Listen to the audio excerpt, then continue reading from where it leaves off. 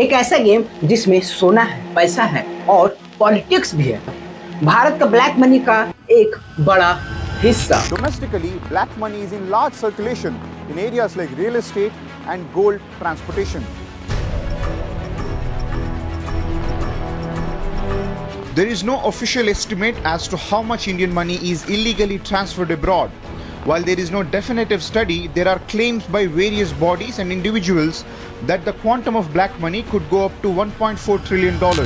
जो गोल्ड में कन्वर्ट किया जा रहा है। आखिर ये कैसे चल रहा है सोना का खेल? स्मगलिंग का दुबई कनेक्शन,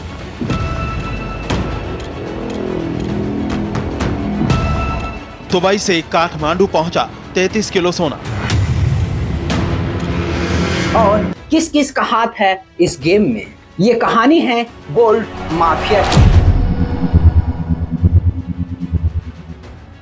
भारत में सोना एक सिर्फ गहना नहीं है, एक एसेट की तरह देखा जाता है। और जब बात होती है ब्लैक मनी को सेफ करने की, तो दुनिया भर के माफिया, पॉलिटिक्स और बिजनेसमैन गोल्ड को एक फेवरेट ऑप्शन मानते हैं।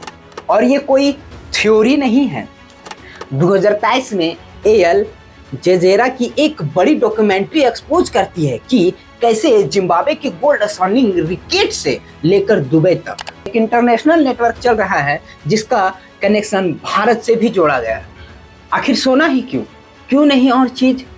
सोना छुपाना आसान होता है और कैश पकड़ा जा सकता है, प्रॉपर्टीज ट्रैक की जा सकती है, लेकिन गोल्ड नहीं।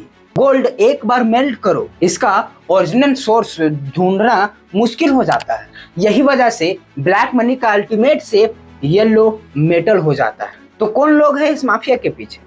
2023 में एल जजीरा की एक इन्वेस्टिगेशन के अकॉर्डिंग जिम्बाब्वे की रूलिंग एलाइट दुबई के गोल्ड ट्रेडर्स और भारत के कई एक्सपोर्ट इंपोर्ट के रैकेट का हिस्सा है।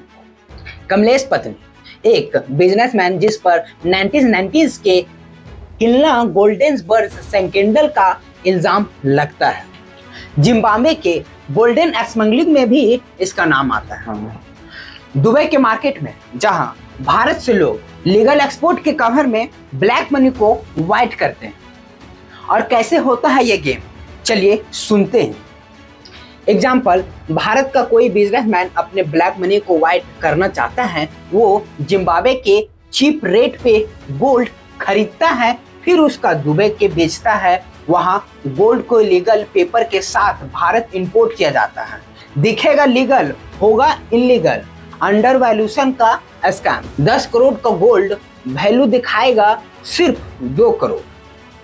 और ये माफिया लोग इस रूट को अपनाते हैं। सबसे पहले जिम्बाब्वे गोल्ड को लेते हैं, वहां पे पेमेंट करते हैं और दुबई में इसका इलीगल पेपर्स बनाते हैं और भारत में जाके बेच देते हैं। भारत में जब सरकार ब्लैक मनी पे क्रैकडाउन लगा देते हैं, तो गोल्ड माफिया नए नए तरीके निकाल लेते हैं। और तो जिस लोगों ने भारत की इकोनॉमी स्ट्रॉन्ग करने के लिए कस्में खाए हैं, उन लोगों को भी इस लिस्ट में नाम है। गोल्ड स्मगलिंग एक क्राइम नहीं है, ये भारत की इकोनॉमी की एक साइलेंट किलर है।